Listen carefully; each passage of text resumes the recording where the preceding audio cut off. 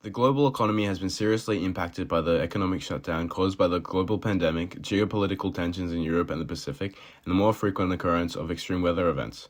As Australia is a trading nation and has prospered through free trade and globalization, this global downturn significantly impacts the Australian workforce. This is because of the decrease in demand for Australian exports. The demand for labor is a derived demand, which means that firms and producers require labor to produce the goods and services demanded by consumers.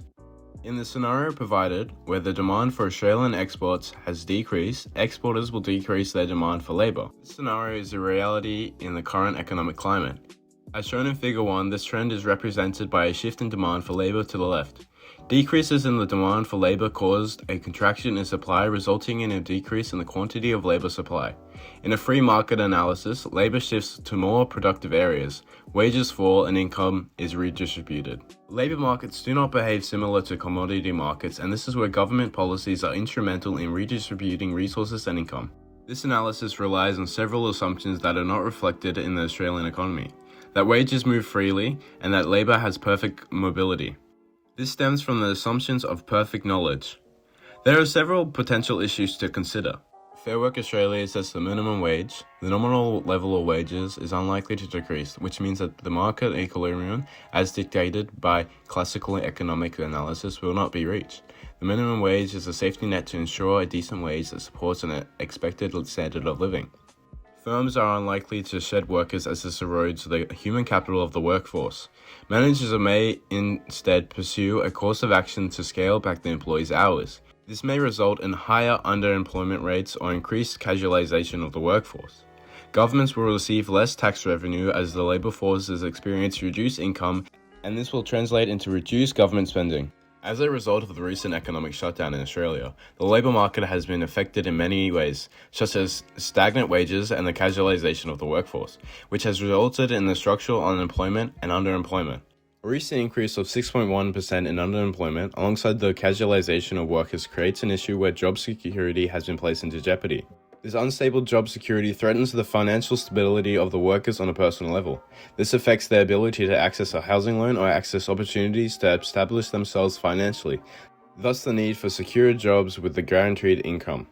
A casualized workplace does not offer sick leave, holiday pay, or superannuation. If all of these financial elements are threatened, the problem of generational issues will arise. Furthermore, this reduction in incomes in the average Australian home caused by this unemployment in the labour force reduces the government's tax revenue, therefore impacting the government's ability for funding. In Australia's recent economic state, fiscal policy is becoming an increasingly important policy. However, this outdated policy needs to be improved to deal with the changing market conditions. Similarly, this new policy will increase the supply of labor and stimulate job growth in the market, improving the long-term infrastructure as well as increasing the supply of labor.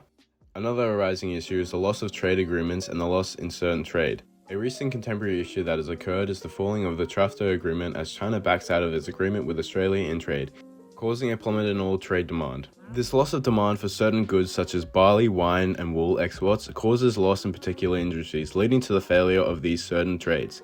To solve this issue, the government needs to focus on moving sectors and creating an industry that will work around certain trades. The government will need to implement subsidies that will help to retrain workers in these certain areas, thus creating job stimulus and overall incomes for individuals. These new industries will create jobs based on a new diplomatic solution that involves the government's cooperation in finding new alternative markets with the inclusion of free trade agreements, for example, Australia's recent relationship with Indonesian trade and Australia with the UK following the events of Brexit. These government policies reflect recent budgetary changes and priorities in addressing disruptions experienced by Australia's trade relationships. These policies are all subject to limitations in their own implementation and analysis of their effectiveness. These limitations need to be recognized. Even though the implementation of new microeconomic policy and the exploration of alternative markets may come with the benefits of a growing market, there are still bound to be downfalls. These downfalls come in the form of the limitations of policies and time lags. This means that individuals may become disengaged from the workforce as the pay they are expecting can take too long from a change in government policy. Firms, on the other hand, switch to reorganizing their production around new markets. Institutions reform to new regulations to oversee or administer government-endorsed programs, which may furthermore encourage corruption or pork barrelling within these systems.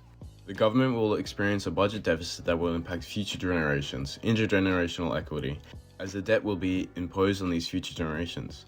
Furthermore, global influences including the COVID-19 pandemic, supply chain issues, high inflation, the Russia-Ukraine conflict, global/regional business cycles, and protectionist policies can cause political constraints. This can create conflicts between economic objectives, economic growth and income, and wealth equality.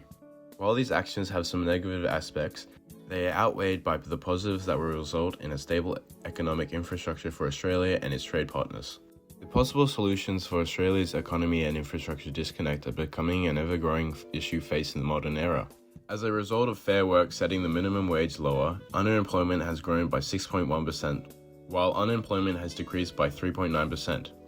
Wages are unlikely to decrease, preventing equilibrium from being reached.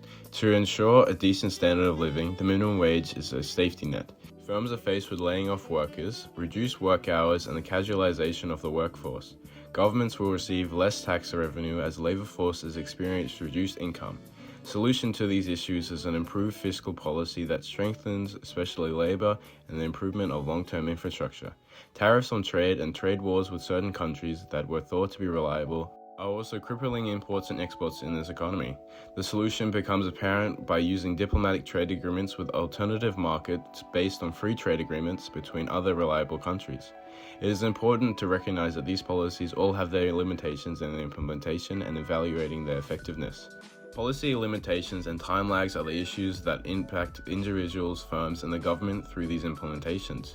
To solve the issue of individuals becoming disengaged from the workforce due to pay being delayed, there is one easy fix, which is using incentives from government expenditure.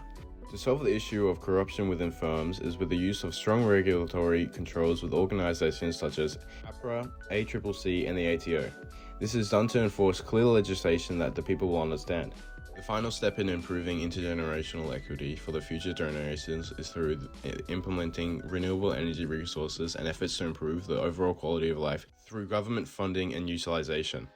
Finally, by combining improved monetary and fiscal policies with a broader market of imports and exports, Australia can improve its infrastructure and resilience in the light of upcoming market implications.